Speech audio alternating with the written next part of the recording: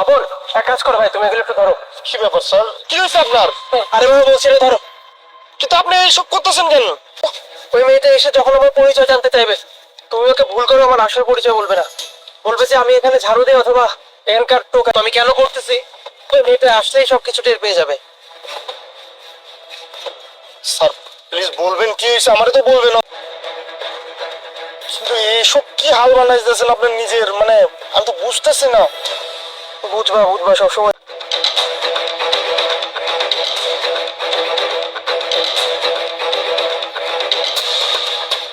কেন মানে আমি তো এখানে কাম করি, মানে এই যে ময়লা টোকায়। কি মানে কি বলতেছো? হ্যাঁ, তুমি ঢোকাই মানে তোমার কতগুলো কোম্পানি তোমার আছে, এতগুলো কোম্পানির মালিক, আর এখন বলতেছো তুমি নাকি একজন টোকাই সামান্য। কই তুমি এই কথা তো এই ময়লা টোকানো চাকরি তো করি। সাজিদ, তুমি আমাকে কোনোদিন এইটা বলো না যে তুমি একজন টোকাই। তুমি আমাকে এইটা বলছো, তোমার এই হাল, আর তুই সিরিয়াসলি একটা সামান্য টোকাই?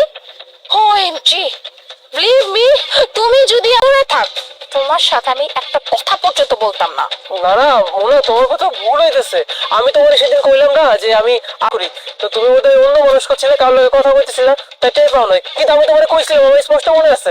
আই, অনেক হইছে তোর হ্যাঁ, মানে তুই যখন দেখলি যে আমার কিছু টাকা আছে, এই অমনি প্ল্যানটা সাজাইলি যে যাক এই মেয়ে, আবার তুই আমার সামনে দাঁড়িয়ে কথা বলতেছিস। তুই জানিস হ্যাঁ, আমি চাইলে তোর নামে থানায় গিয়ে প্রতারণা মামলা করতে পারি। ভালোবাসা কইছিলাম আমার বিয়ে করবা, তাহলে এখন এই কথা কেন কইতেছো?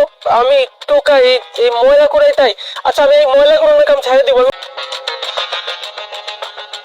এই, ও যে সামান্য একটা টোকাই, হ্যাঁ, এটাকে তুমি আগে, আচ্ছা এখন আমি বুঝতে পারতেছি। হ্যাঁ, এই সবগুলো হচ্ছে মিলে নাটক সাজাইছে। হ্যাঁ, কি ভাবছিস? হ্যাঁ, এই যে তোর মালিক, হ্যাঁ, আমার মতো মেয়ের সাথে রিলেশন করে নিজের জীবনটাকে সেটেল, কোম্পানি আছে, কোটি কোটি টাকার মালিক, এতগুলা গাড়ি, তখন আমি ভেবেছিলাম ওকে ফাইন, এর সাথে তো রিলেশন করাই যায়।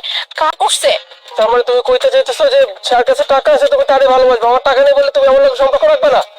অফকোর্স, এই তো আমি যখন জানতে পারছিলাম যে তোমার এতগুলো কোম্পানি আছে, তোমার এত এত টাকা আছে, একটা মেয়ে তো এটাই চায়, একটা মেয়ে তো চায় যে, কিন্তু কিন্তু আমি তো দেখতেছি আমি যাকে ভালোবাসছি, যার সাথে আমি এত বড় একটা ফিউচার প্ল্যান করলাম, দেশের বাইরে যাবো, এটা করবো সেটা করবো, তাকে 1 কোটি টাকার চেক দেওয়ার কথা ছিল স্যার, ওইটা এসে গেছে।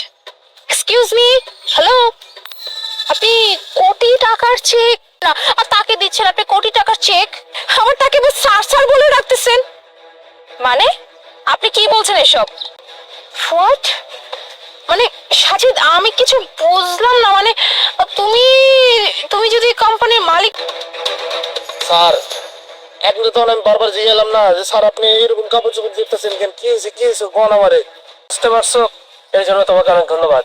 মনে আমি তোমাকে ব্যাপারটা বুঝিয়ে বলছি। আসলে আমি তোমাকে বলেছিলাম না যে আমি আরজে গ্রুপের মালিক, পয়সা আছে, এটা জানার পরে তুমি কেন যে কোনো মেয়ে তোমার সঙ্গে সম্পর্ক রাখতে রাজি হবে, আমাকে বিয়ে করতে রাজি হবে। তো আমি যখন ডিসিশন নিয়ে ফেলি যে আমি তোমার, সে আসলে আমাকে ভালোবাসে নাকি আমার সম্পত্তির লোভে পড়ে আমাকে ভালোবাসে, তাকে একটু পরখ করে দেখা দরকার তো, রাইট? সো দ্যাটস ওয়াই আমি আজকে যাবে। আর তুমি যখন আসলে আমি তোমাকে বললাম যে আমি এখানে ময়লা করাই, ব্যাস বাকিটা তো সবার সামনে ক্লিয়ার। তুমি তোমার আসল চরিত্র তোমাকে দেখানো শুরু করে দিলে। করছি মানে তুমি আমার সাথে এরকম একটা মজা করলাছো, আমি তোমার গার্লফ্রেন্ড হইতে তোমার সাথে একটু মজা করতেই পারি, বিশ্বাস করো। এর মুখে বললে যে তোমার লাইফে টাকাটা ইম্পর্টেন্ট, তাহলে এখন আবার এই কথা কেন বলছো?